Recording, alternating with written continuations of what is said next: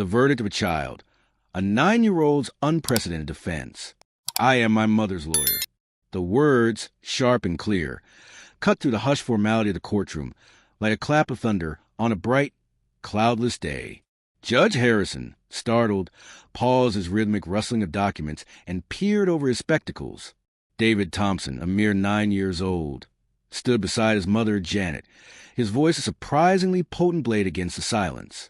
Janet watched him, a complex swirl of pride and terror in her eyes.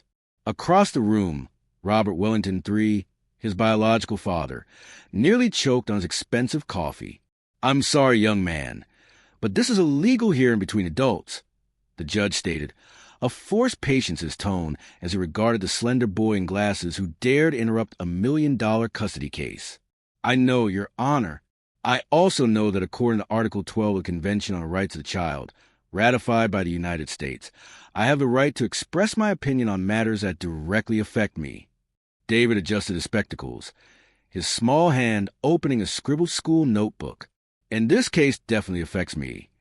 The silence that followed was deafening. Robert Wellington, a Chicago real estate mogul encased in a suit that cost more than Janet earned in 6 months, glared at his 2 high-priced lawyers as if he wished to strangle them. No one had prepared them for a child quoting international law. Janet Thompson, meanwhile, worked 60 hours a week as a nursing assistant, raising David on her own. In the 8 years since Robert had discovered he was a father, he had appeared in the boy's life precisely 4 times, each visit marked by expensive, quickly forgotten gifts and hollow promises. Now, suddenly, he demanded full custody. "Your Honor," Robert's lead attorney, Dr. Mitchell, interjected, adjusting the knot of his silk tie. "This is highly irregular. The child has no legal capacity to think for himself."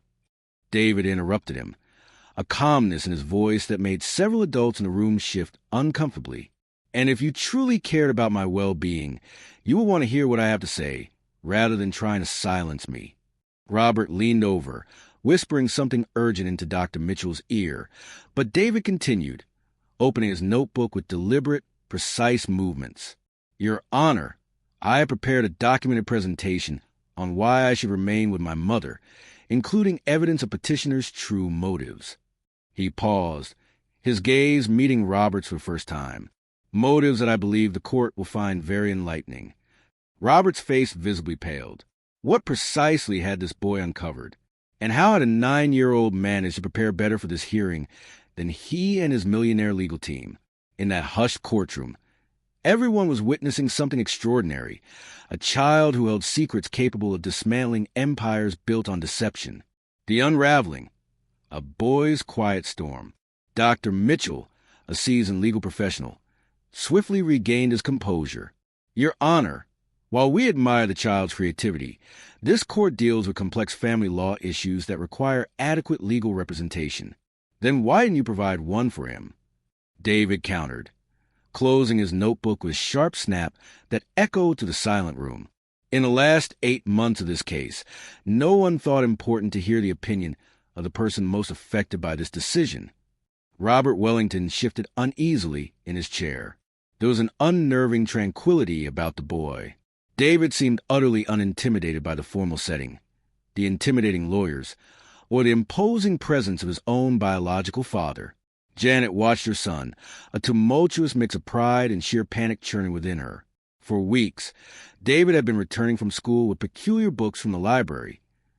Legal codes, children's rights manuals, court precedents. She had dismissed it as the innocent academic curiosity of a bright child. She never imagined he was meticulously preparing for this. "Your Honor," Dr. Mitchell resumed, "my client, Robert Wellington, is seeking custody because he is genuinely concerned about the welfare of his son.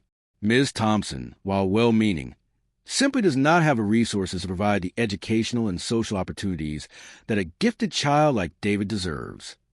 "Interesting," David muttered, opening his notebook once more. "Genuine concern." He flipped through a few scribbled pages. "Your Honor, may I share some facts about this genuine concern?" Judge Harrison, who had presided over hundreds of custody cases, had never encountered such a situation.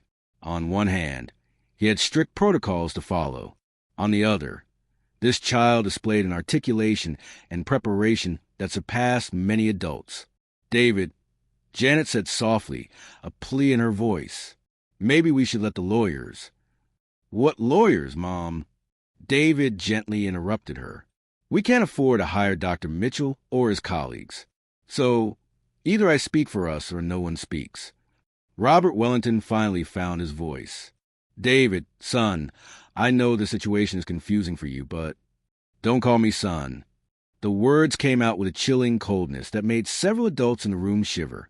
"In the last 9 years of my life, you've shown up exactly 4 times. 2 on birthdays, always 3 weeks late. 1 at Christmas, when you had 20 minutes free between social engagements. And 1 when a local press did a story on philanthropic entrepreneurs, and you needed a photo with a child." The silence that followed was deafening. Robert opened his mouth to protest, but David pressed on. "The last time we saw each other, 6 months ago, you spent 15 minutes in our apartment, just long enough to criticize our furniture, complain about the medicine smell my mother brings home from the hospital, and suggest that I might have potential if I received a proper education." David adjusted his glasses. "Interestingly, 2 weeks after that, you filed for custody." Dr. Mitchell whispered something urgent to Robert, but the boy wasn't finished. "Your Honor, I've done some research on my biological father. I discovered that he recently lost a very expensive lawsuit against his business partners. I discovered that his 3rd wife has filed for a contested divorce. And I discovered something very interesting about a trust fund established by my late paternal grandmother." Robert Wellington's face transformed from a flush to an ashen white in a matter of seconds. How on earth had this boy uncovered information that not even all of his high-priced lawyers knew about? David turned a page in his notebook, and, for the first time since entering the courtroom, a small smile touched his lips. It was not the innocent smile of a child. It was a calculated smile of someone holding winning cards, ready to play them. "But before we talk about inheritances and financial motives," David said, closing his notebook again, "how about we discuss why a man who never showed any genuine interest in being a father suddenly developed such a strong paternal instinct?" Robert Wellington was visibly sweating now, and his expensive lawyers looked utterly lost. None of them had prepared to face a child who seemingly knew more about their client's financial situation than they did. What exactly had this 9-year-old boy discovered during his afternoons at the library? And how had a child managed to gather information that adults with unlimited resources had missed? Judge Harrison leaned forward, his judicial curiosity undeniably piqued. In 30 years on the bench, he had never encountered such an articulate child in his courtroom. "David, you mentioned evidence. What kind of evidence could a 9-year-old have gathered?" David adjusted his glasses again, a gesture rapidly becoming his courtroom trademark. "Your Honor, for the past 3 months, since I learned of this lawsuit, I had devoted every Tuesday and Thursday afternoon to researching at the Central Public Library." "Researching what?" Dr. Mitchell interrupted, a condescending edge to his voice. "Public records, newspaper archives, available corporate documents, Mr. Wellington's previous court cases." David opened a new section of his notebook. "The head librarian, Ms. Rodriguez, has a master's degree in information science and taught me how to access basic legal databases." Janet looked at her son in utter amazement. For months, David had simply said he was studying for a special project at the library. She had never imagined the project was to save his family. Robert Wellington finally exploded. "This is ridiculous. A 9-year-old boy digging into my private life like some kind of private investigator." "Public information, sir," David corrected calmly. "All perfectly legal and accessible to any American citizen, regardless of age." Mrs. Rodriguez had indeed become much more than a librarian to David. When he first showed up, asking about the intricacies of family courts, she quickly realized it wasn't mere academic curiosity. It was desperation cloaked in fierce determination. "That boy has been coming here religiously for 3 months, she had told Janet the week before, when her concern finally prompted a call. "He reads legal codes like other kids read comic books. He's learning too fast to be normal." David continued his presentation methodically.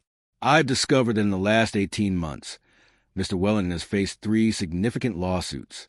He lost a $2.3 million dispute with former partners in Wellington Industries. His current wife, his third, has filed a divorce, citing irreconcilable differences. Legal code for he had money from meat. Robert's face was scarlet with rage. "How dare you?" "And more interestingly," David interrupted, turning pages methodically, "I discovered that my late paternal grandmother, Eleanor Wellington, established a trust fund of $1.7 million specifically for me, accessible only when I turn 18 or when my biological father obtains full legal custody." The silence in the room was absolute. Dr. Mitchell whispered something urgent to Robert, who ignored him completely. "Your Honor, this is no coincidence," David continued. "My grandmother died when I was 2 years old. For 7 years, Mr. Wellington never mentioned my existence to her, never took me to meet her, never allowed her to know she had a grandson." Janet remembered it perfectly. Robert had been categorical. "My family does not need to know about it," referring to his own son as an inconvenient object. "But when Mrs. Eleanor Wellington discovered about me through private investigation, something I discovered in the state records, she immediately set up the fund with one very specific condition." David paused dramatically, knowing that everyone in the room was hanging on his every word. "The money would be released of my care and education only if my father demonstrated genuine commitment to the child's welfare by obtaining legal custody. If he never sought custody, the money would go directly to me at age 18, with no parental access whatsoever." The math was simple and cruel. Robert had ignored David for 9 years, missing his chance to access the inheritance money through natural custody. Now, broke and desperate, he was trying to force late custody to gain access to funds. "But there's something my grandmother couldn't have foreseen," David said, closing his notebook. "She didn't know her son would develop a career in ruining small family businesses through predatory practices." Dr. Mitchell stood abruptly. "Your Honor, this is getting completely out of hand. The child is making baseless accusations. I can prove everything I'm saying." David opened his school backpack and pulled out a surprisingly organized manila folder. "I have here copies of 17 lawsuits over the past 5 years where Wellington Industries purchased properties from financially distressed families for well below market value, using insider information obtained through contacts at local banks." Janet watched her son turn a custody hearing into an impromptu criminal investigation, using only a public library and relentless determination. "One of these families," David continued, pulling printed photos from the folder, "owned a small bakery. The Santos family, Mexican immigrants who worked 18 hours a day. Mr. Wellington found out through his friend at the bank that they were 3 months behind on their loan due to the emergency hospitalization of their youngest son." Robert Wellington was now visibly sweating. "This has nothing to do with—" "It has everything to do with it," David interrupted, his voice unwavering, "because it shows a pattern of behavior. A man who preys on vulnerable families for financial gain. And now he's trying to prey on his own vulnerable family for the same reason." Judge Harrison leafed through the documents David had presented, his expression growing increasingly serious. "Where did you get this information, David?" "Public court records, local newspaper archives, and corporation documents available on the state database." David listed each source meticulously. "Mrs. Rodriguez taught me that the truth is almost always publicly available. We just have to know where to look." Dr. Mitchell attempted one last, desperate push. "Your Honor, even if these allegations were true, which we are not admitting, they do not change the fact that my client can provide better educational opportunities for the child." David smiled, not the innocent smile of a child, but the calculated smile of someone who had saved his strongest card for last. "About education," he said, opening a final section of the notebook. "May I share something interesting about Mr. Wellington's educational plans for me? A legacy beyond the courtroom, the voice of a generation. 3 years have passed since that historic day in court, and David Thompson's life has been transformed in ways that even his precocious intelligence could not have predicted. The recording that destroyed Robert Wellington not only won the case, it went viral on social media, turning David into a national symbol for a generation of children who refuse to accept injustice silently. The video racked up over 50 million views and inspired legislative changes in 17 U.S. states. Today, we welcome 12-year-old David Thompson, who 3 years ago shocked the country by defending his mother in court using only his wits and a public library, announced the host of America's most watched morning show. David, how does it feel to be called the smartest kid in America? David, now taller and wearing new glasses, but still as calm as ever, smiled. I'd rather just be called David, who learned that every child has a voice, even when adults pretend not to listen. The studio audience erupted in emotional applause. Janet watched from backstage, wearing her nursing supervisor's uniform, a promotion she received after her story inspired a national campaign about working mothers. The hospital where she worked had even set up a scholarship fund called the Janet Thompson Program for children of low-income employees. His mother is here with us today, the host continued. Janet, how does it feel to see your son become an inspiration to millions of families? Janet joined them on stage, still shy from all the attention, but radiating the same pride she had felt that day in court. David has always been special, but what makes me most proud is not his intelligence. It's his heart. He could have used his story to brag, but he chose to use it to help other families. And it was true. David had spent the last 3 years visiting schools in underserved communities, teaching children about their basic legal rights. His book, Every Child Has a Voice, had become a bestseller, with all proceeds going to fund that provided free legal assistance to families in custody disputes.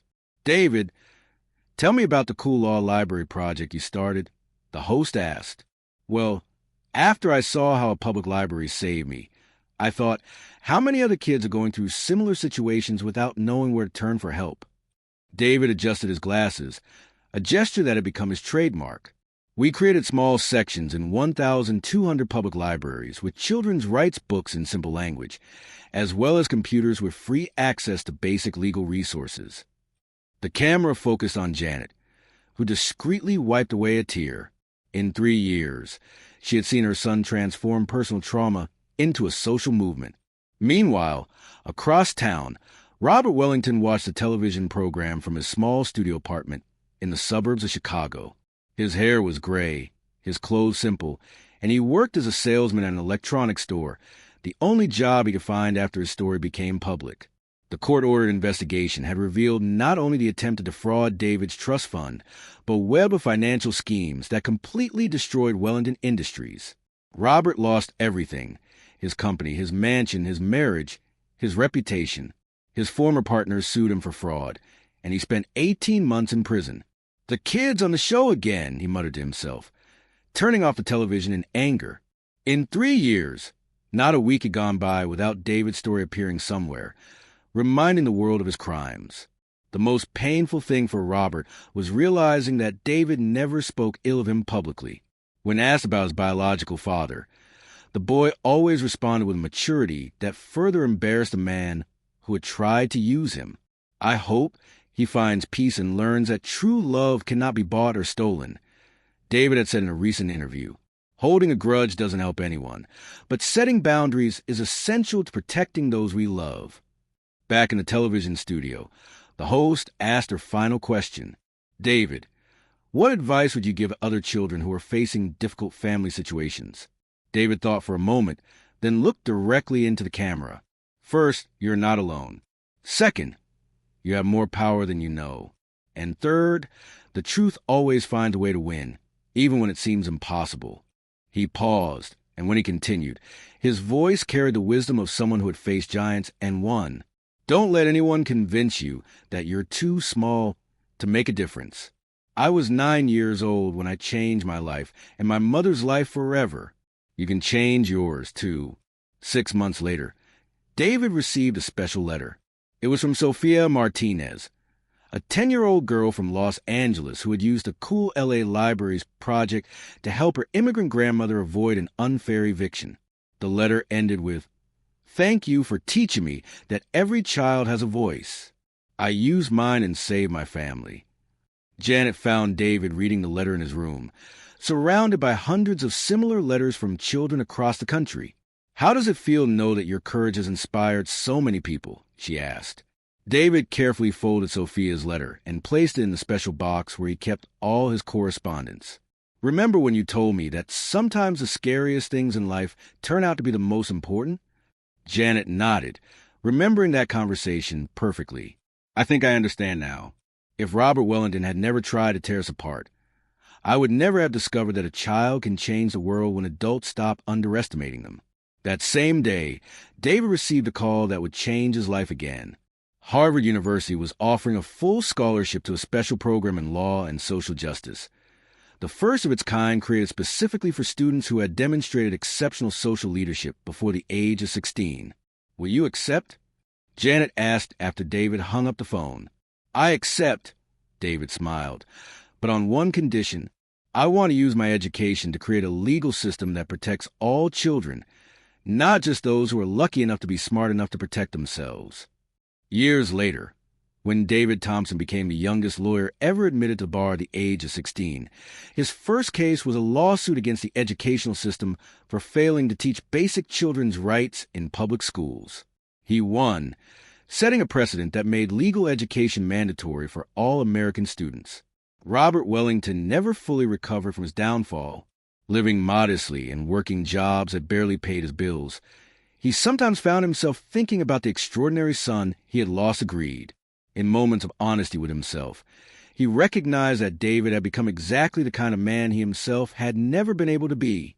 David Thompson's story proved that true strength does not come from money or connections, but from a combination of intelligence, courage, and unconditional love. A 9-year-old boy had defeated a corrupt system using only a public library, unwavering determination, and the transformative power of truth. David learned that when you fight for what is right, the universe conspires in your favor. Robert Wellington learned that underestimating a determined child can be the most expensive mistake of a lifetime. And millions of children around the world learn that their voices matter, that their rights are real, and that they are never too small to fight for justice. David's greatest revenge was not destroying Robert Wellington. It was building a legacy that would save thousands of families from the same injustices he had faced.